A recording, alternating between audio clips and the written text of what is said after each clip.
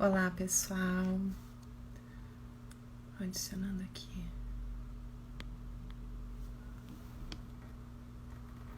Olá, Anderson.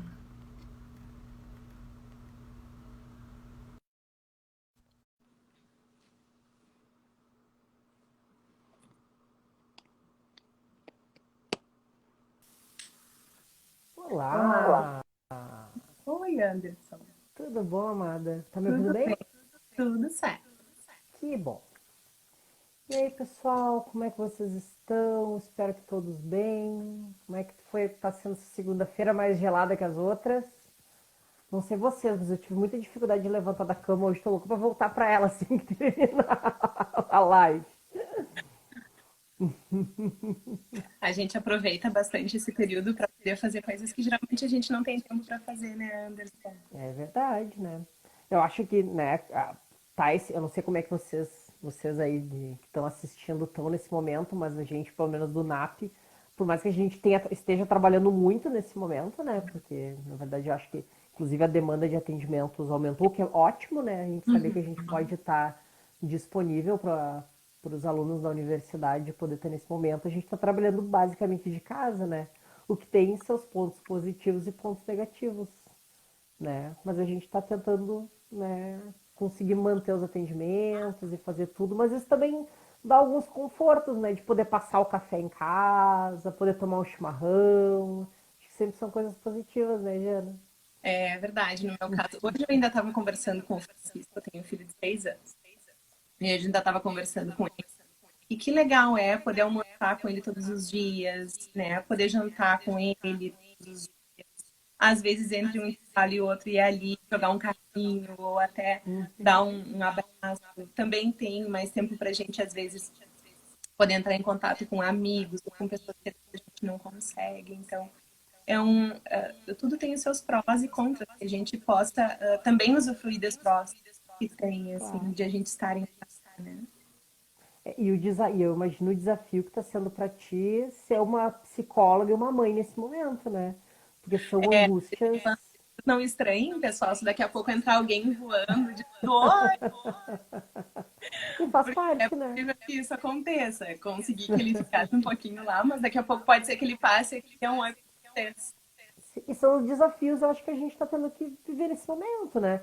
Uhum. Porque isso é interessante para a gente pensar qual o papel da importância da escola e dos professores como um todo na vida da gente, que às vezes a gente não se dá conta e que vai além do simples fato da educação, mas sem o tempo na escola e tudo mais, na verdade a gente não consegue trabalhar, né? Eu tenho certeza que quando acabar essa quarentena, todo mundo vai querer que os professores ganhem mais, vão querer respeitar muito mais os professores.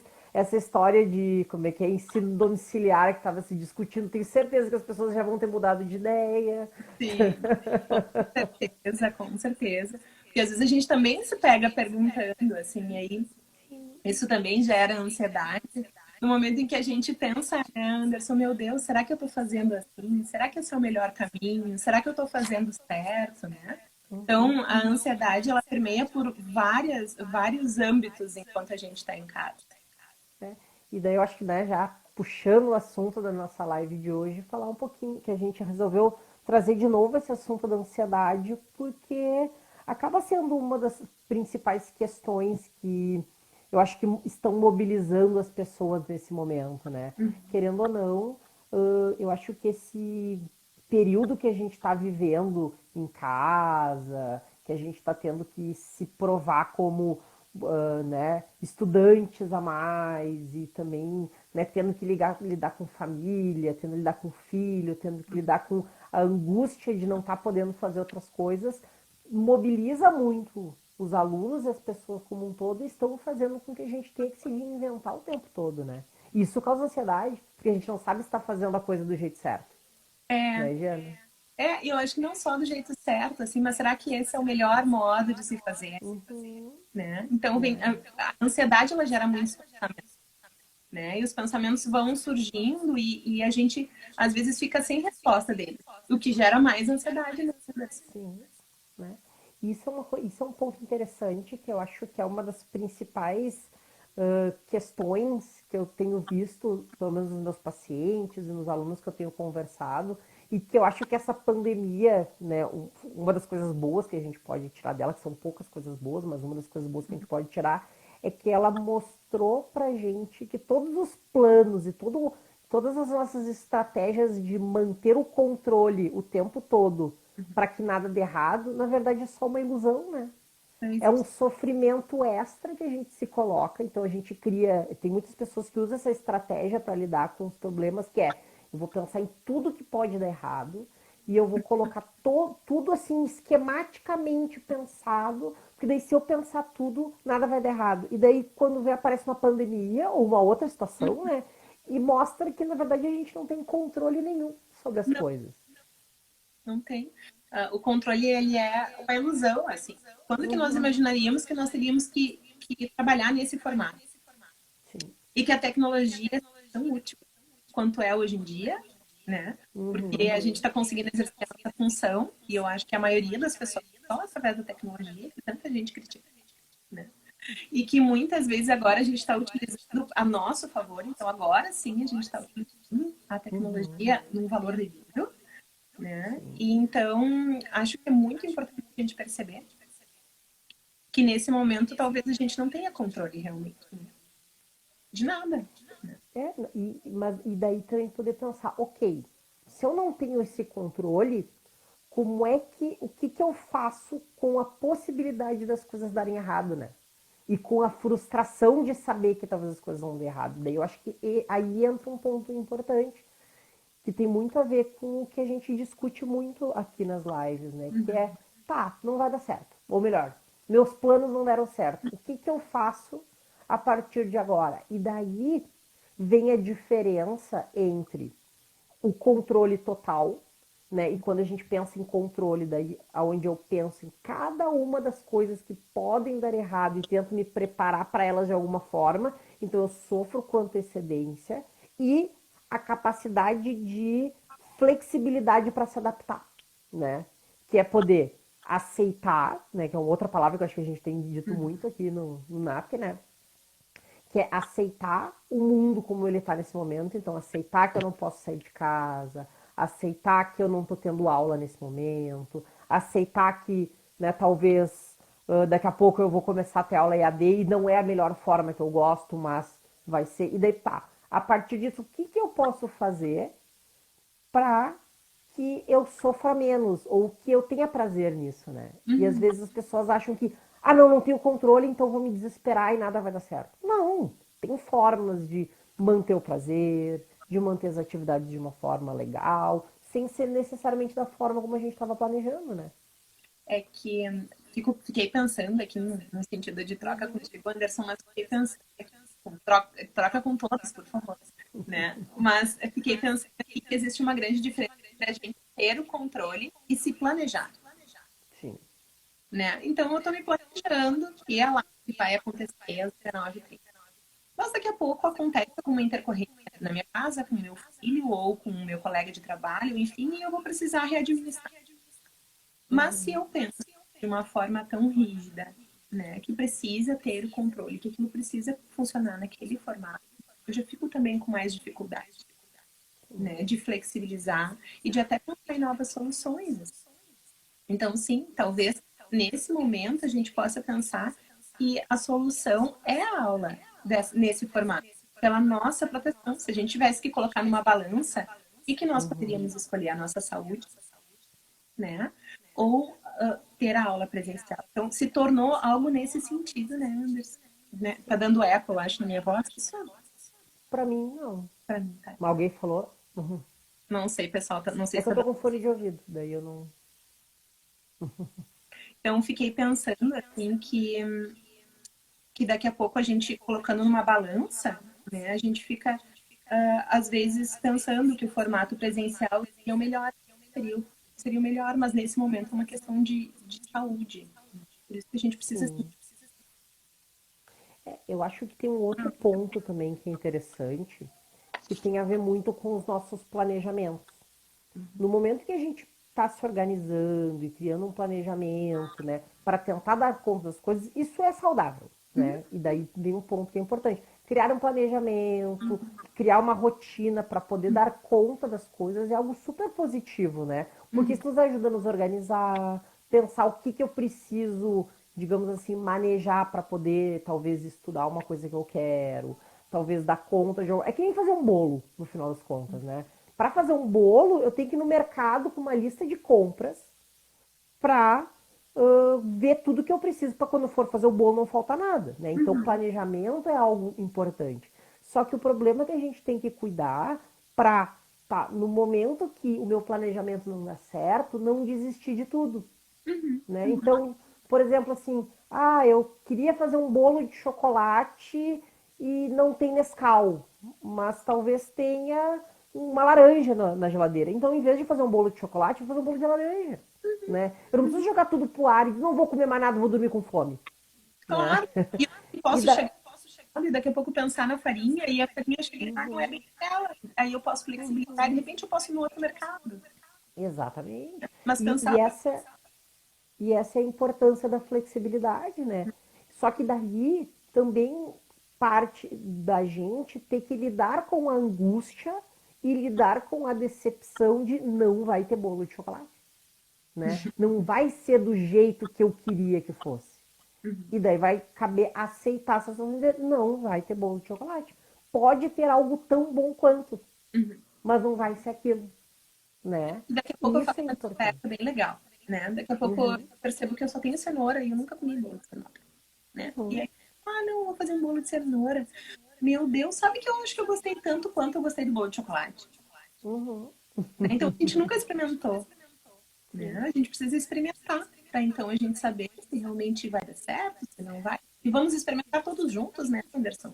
Estamos experimentando nós no formato online também, no sentido que Uhum. Sem sombra de dúvida, né, Jana?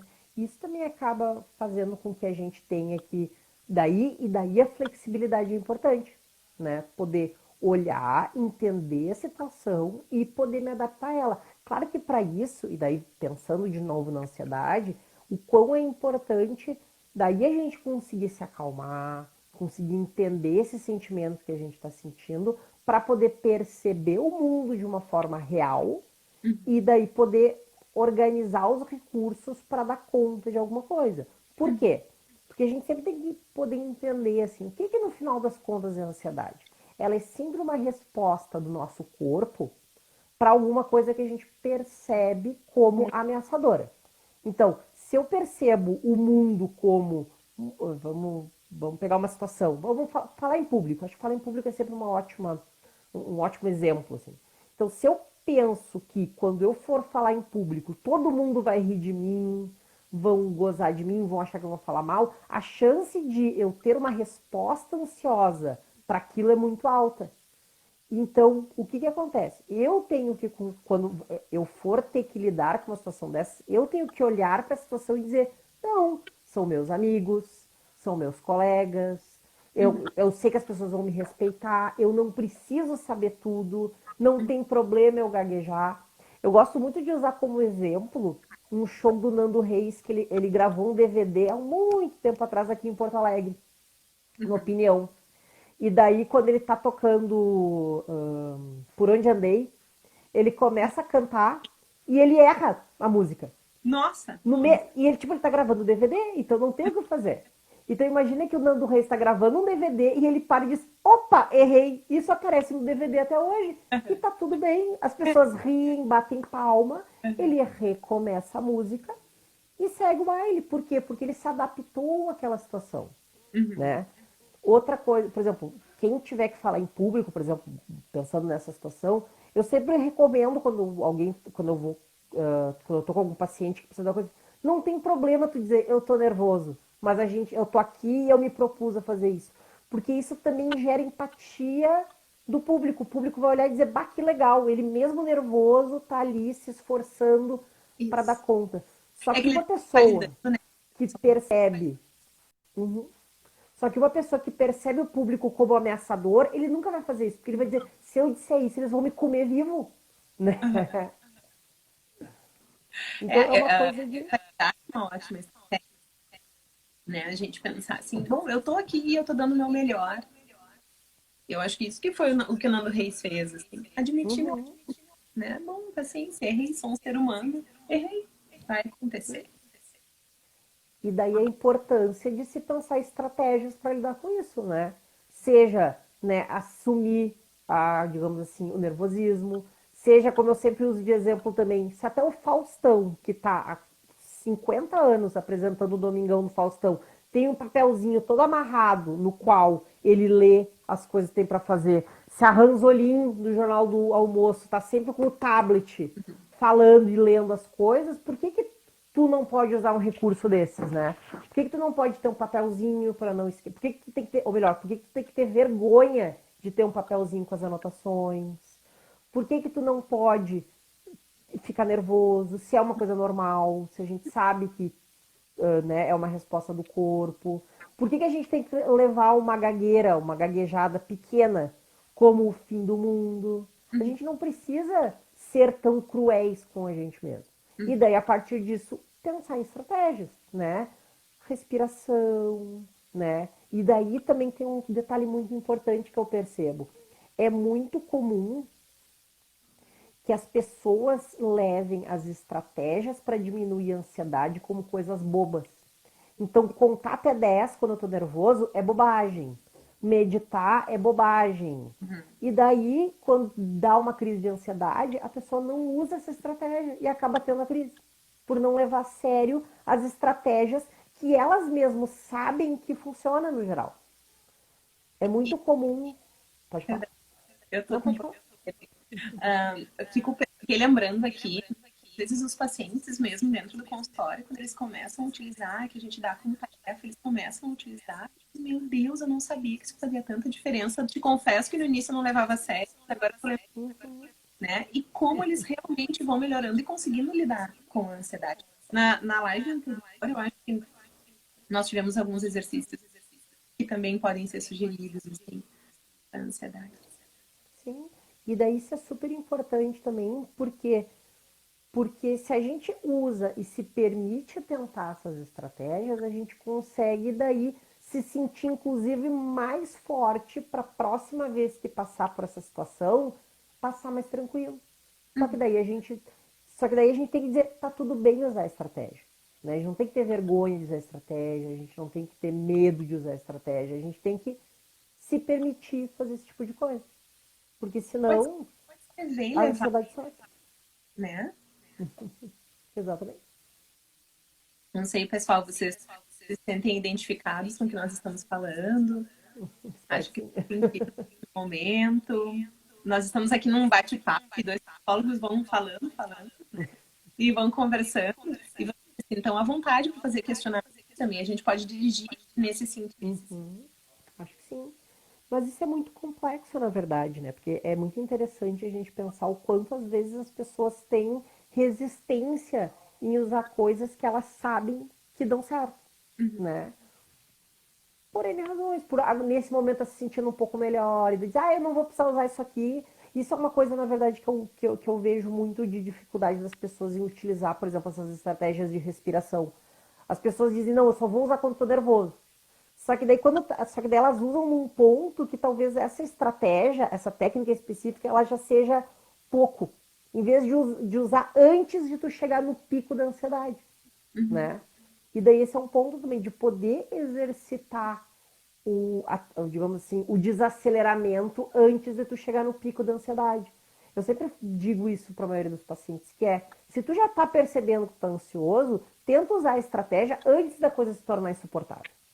Porque quando a coisa se torna insuportável, daí vai ser importante sair do prumo, né? Sim. Daí vai transbordar, daí tu vai te sentir mal, daí tu vai chorar, daí para te acalmar, para daí tu conseguir voltar à tua estabilidade.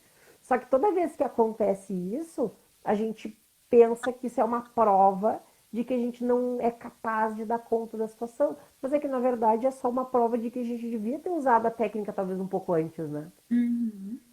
Que De são as talvez estratégias que a gente tem. em outras formas de lidar com isso, né? Uhum. A ansiedade, eu acho que ela fazia muito sentido antes e a gente transportou ela para cá, né? Essa herança, Uhum. ela vem e ela faz muito sentido nos protege, o medo ele tem essa função, né, Anderson, de nos proteger do perigo, assim. Então, quando a gente realmente entende que determinada situação nos provoca perigo, parece que nem o pensamento vem na mente. É. Eu estou montando, agora passei a tarde montando uma aula para uma pós que eu vou gravar semana que vem, e daí é sobre o modelo cognitivo dos transtornos mentais, assim. E daí lendo, uma das frases que eu tento frisar bastante para os alunos é que todo transtorno mental, no final das contas, ele é o uso excessivo de uma estratégia que, de certa forma, é adaptativa, né? Porque, por exemplo, a depressão, ela é, digamos assim, uma dificuldade de lidar com a tristeza, mas a tristeza ela é adaptativa, ela é importante. A ansiedade, o transtorno de ansiedade, ele é um excesso da ansiedade que ela é importante para nos proteger. O medo, a fobia, por exemplo, de algum bicho, alguma coisa, é um excesso de medo, mas o medo também é importante. Então, no final das contas, toda estratégia é importante. O transtorno narcisista, por exemplo, no final das contas, nada mais é do que uma autoestima que é boa, exacerbada. Então, não é simplesmente eu me acho uma pessoa de valor. É eu me acho uma pessoa de valor mais do que todo mundo. Então, cada uma, se a gente olha os transtornos psicológicos, a gente vai ver que, na verdade, é uma estratégia que é adequada em excesso. E daí a falta justamente da flexibilidade em poder se adaptar às situações do dia a dia. Eu estou vendo aqui, Anderson, que tem alguém que compartilhou conosco. Vou ler para todos. Boa noite. Só de digitar essa mensagem já consegui, está me dando ansiedade. Consegui escrever já utilizando a técnica do... Olha aí, Anderson. Olha aí. Pensando, as pessoas dessa live estão aqui porque compartilham dessa sensação ruim que é ansiedade. Como eu faço para conseguir um atendimento? Amanda, claro. No NAP, os atendimentos do NAP, tu pode mandar uma mensagem para nós no final da live ou, né, mandar uma mensagem pelo inbox da página ou envia um e-mail para a gente no nap, né, Então, nap@ufixpa.edu.br e a gente vai estar disponível. eu vou colocar aqui. Isso, coloca o nosso e-mail aí. Mas isso é uma coisa super importante, né? Porque se a gente pensar, tá todo mundo aqui assistindo essa live porque acha o assunto interessante, porque é aluno da UFIXPA, né? Segue nossas redes sociais e também todo mundo, né, sofre de ansiedade em algum momento. Todo mundo já teve medo numa entrevista de emprego, todo mundo já teve dificuldade em falar em público, em ver aquela pessoa que a gente achou bonito e, será que eu chamo a pessoa para conversar? Não chamo a pessoa para conversar. Quando dá aquele match no Tinder, a gente fica, deu match, será que eu puxo assunto? Será que eu espero a pessoa puxar assunto? O que eu faço? Porque a ansiedade é normal. A ansiedade faz parte da nossa vida. E quando a gente demoniza a ansiedade, fica pior de poder manejar ela. Toda vez que alguém aparece no meu consultório dizendo que tem ataque de pânico, que é, digamos assim, o pico da ansiedade, eu sempre digo assim, eu tenho uma boa notícia para te dar, que é, ansiedade não mata. Então tu não vai morrer de um ataque de pânico, ele vai causar muito sofrimento, mas ele não vai te matar. E eu quero que tu lembre isso no momento que tu achar que vai morrer por causa do ataque de pânico, porque isso já vai dar um alívio.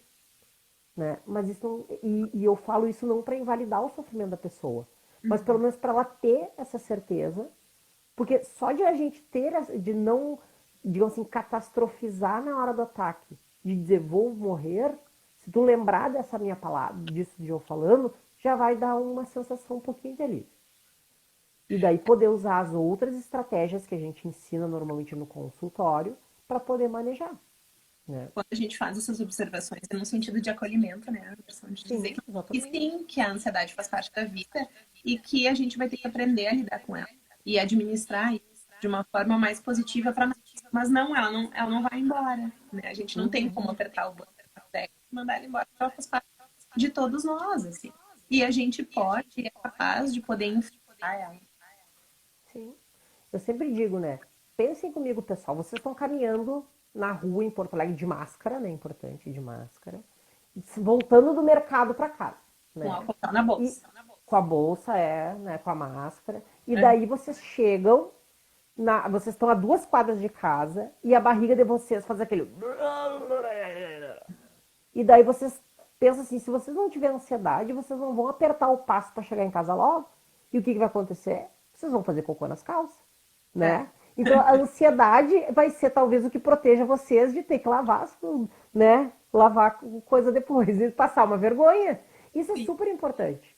Porque se a gente conseguir manejar a ansiedade de uma forma construtiva, a gente pode inclusive utilizar ela como um motor para alcançar os objetivos que a gente quer, né? Então, se eu tenho ansiedade, por exemplo, se eu estou num momento da minha vida onde eu estou no último semestre da faculdade, no último ano da faculdade, eu preciso encontrar um estágio, a minha ansiedade de querer me formar logo me ajuda a procurar o estágio, procurar um estágio que eu quero num lugar legal, e eu procuro, eu vou lá e entro no site de estágio toda semana para poder procurar algum estágio. Se eu tenho uma prova e eu Isso. quero passar e a ansiedade vai me dizer, olha, talvez tu não esteja preparado para a prova ainda, isso vai me fazer estudar mais. Claro. O problema é quando tu olha, abre a tua agenda e daí tu vê a prova e a tua ansiedade é tão grande que tu fecha a agenda e faz de conta que tu não tem a prova. Daí a gente está fugindo de algo que causa ansiedade, só que daí a gente não está usando essa ansiedade como motivadora, mas como um paralisante. E daí isso é um problema, daí a gente tem que pensar como manejar isso. Agora, se a prova está ajudando a gente a estudar um pouquinho mais, isso é positivo. A menos que seja estudar demais e nunca conseguir fazer o que a Ou gente até precisa. se eu sou uma boa profissional, né, Anderson? Então, se Exatamente. eu estou ansiosa, e aí por eu estar ansiosa, eu vou ler um livro, eu vou fazer um curso de especialização, ou cursos de extensão, ou de pós-graduação, enfim, né? Mas eu vou buscar mais conhecimento, e sim, eu quero e percebi que preciso fazer mais pela minha profissão. Sem dúvida, né? O ledo engano é aquele que acha que vai se formar e não vai pegar nenhum livro depois, né? É super importante a gente continuar isso. Bah, Ó, só olhar atrás da Giano, lá tem vários livros. Aqui é, não, porque aqui é a maioria de literatura, né, pessoal? Os meus de psico estão lá no cantinho. Mas é super importante a gente pensar, olha aí, ó, é super ó, importante a gente pensar que a gente vai estar o tempo todo se atualizando e tudo mais. E daí vem um ponto que é super importante, que é não ter medo de não saber. uhum, A gente tem que ter mais medo de achar que sabe tudo uhum, e não ir atrás do que ter medo de não saber. Porque, vamos assim, nós, por exemplo, na UFSC, a maioria vai ter pacientes que são profissionais da saúde, né? Se um dia chegar ao ponto que você está numa consulta e vocês não souber a resposta, vocês vão olhar e vão dizer, olha só, eu não sei, mas eu vou descobrir, eu vou estudar e na próxima consulta eu vou poder te trazer a resposta. Isso, eu tenho certeza que tanto a Giana e eu também já tive essas situações. Um paciente chegar para mim assim, eu tô com tal sintoma, ou tô tomando tal medicação, e daí eu olho para ele e eu digo assim, bah, eu não sei que medicação é essa, mas eu vou pesquisar e a gente vai ver se esse efeito colateral não é dessa medicação. E o E faz quanto isso parte. nos traz uma sensação de segurança, né, Anderson? Porque quando a gente diz isso, a gente está, além de se faltando da verdade, assim, o paciente também se sente, olha que legal, ele está me dizendo isso, porque ele realmente está preocupado em me trazer algo que seja sério, Claro. né? Não, não deu uma resposta qualquer, É. enfim. Mas foi E, atrás. Foi... e é a importância de tu poder olhar para a tua prática profissional e entender que tu não precisa saber tudo, né? O importante é tu saber. Eu sempre digo assim, o importante não é tu saber tudo, é saber quem sabe, né? Então, se tu precisa, por exemplo, chega um paciente que tem uma demanda específica e tu não trabalha com isso, tu tem que ter um colega que tu possa ligar, olha, fulano, eu sei que tu trabalha com isso, me ajuda, né? Isso é super importante. A gente trabalha em equipes, né? Nós não estamos sozinhos em Porto Alegre, no meio do nada. A gente pode trocar. Por isso que a gente também tem colegas, por isso que é em turma, isso é super positivo. Por isso que se pensa em rede, né, Anderson? Uhum, sem Porque a sombra de gente trabalha em dúvida. rede, assim, então tem pacientes que talvez vai ser mais difícil para o Anderson, ou para mim, ou para Ana, ou pra, né? E a gente vai se trocando entre todos porque nós somos uma rede, né? E a intenção é realmente ajudar quem está precisando. E daí também aí a importância de poder confiar nessa rede, né? Não adianta a gente estar o tempo todo acreditando que a rede vai passar por cima de nós. Que vem um pouco em relação a essa ansiedade de mostrar a vulnerabilidade, né? Eu lembro quando a gente conversou com o pessoal da turma da medicina semana passada, depois do falecimento da nossa aluna, eu comentei uma coisa que eu quis frisar bastante, que é assim, Pessoal, não tenham medo de mostrar a vulnerabilidade de vocês, porque é a vulnerabilidade que conecta. Quando a gente chega para alguém e mostra a vulnerabilidade, a gente está abrindo o caminho para o outro poder se conectar a essa vulnerabilidade e nos ajudar a superar ela. Se a gente se mostra o fortão o tempo todo, aquele que dá conta de tudo e tudo mais, as outras pessoas elas nunca vão adivinhar o que a gente está passando. E daí existe uma grande probabilidade de que a gente fique com aquele sentimento de eu faço tudo pelos outros e ninguém me ajuda quando eu preciso. Porque muitas vezes as pessoas nem sabem que a gente está precisando de alguma coisa, Uhum. né? Isso é muito Claro. triste, né? E também poder confiar na gente, poder confiar nos pares, né, Anderson? Sim. Porque pode ser que em algum momento eu me identifique mais com um colega e me identifique menos com o outro, e aí, mas sim, poder mostrar a vulnerabilidade para alguém. Uhum. Claro que, né, não, a gente não vive no mundo da Poliana, É, onde todo mundo é confiável, né? E a gente sabe que vai ter pessoas que não vão ser legais. Mas daí esse é o ponto, tipo assim, dar às pessoas a dúvida. Tipo, também a gente tipo assim, confiar e ver o que vai acontecer. E se a gente não puder confiar, dizer que essa pessoa não pode confiar. Mas não quer dizer que todas as pessoas não são confiáveis, uhum. né? Principalmente porque as pessoas no geral dão sinais, né? E daí a gente também poder entender isso, assim, por que será que é tão difícil para mim confiar? Será que é a minha história de vida? Porque também tem muitas pessoas que foram passadas para trás e tem todas essas questões e que também a gente consegue entender o porquê. Mas assim, a gente não precisa estar o tempo todo preparado para uma guerra. É. Inclusive, vou recomendar um livro para vocês. Olha só. Opa! Para quem né, acredita, assim, se identificou com com esse tema e tudo mais, e acredita que está sempre pronto para a guerra, e acha que tem dificuldade de conseguir se abrir e tudo mais, eu recomendo esse livrinho que ele é bem curtinho, ó, ele é bem curtinho, se chama O Cavaleiro Preso na Armadura. Ai, Ele que é legal. do Vamos dar uma pé. Robert Fisher. E ele é uma fábula. E ele conta a história de um cavaleiro que ele estava sempre pronto para a guerra. Então ele nunca tirava a armadura dele. Então ele dormia de armadura, Ansioso. ele almoçava de armadura.